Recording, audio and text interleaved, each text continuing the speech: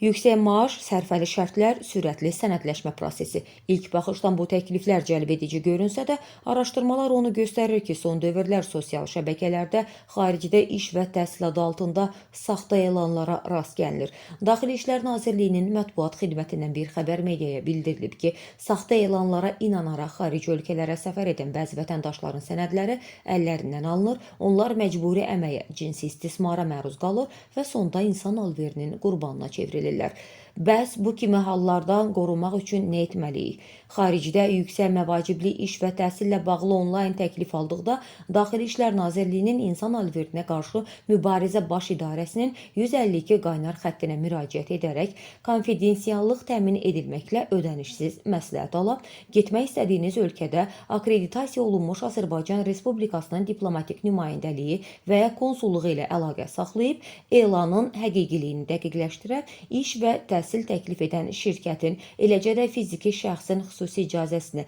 yəni lisensiyasını tələb edə, bağlanacaq əmək müqaviləsinin surətini istəyə bilərsiniz.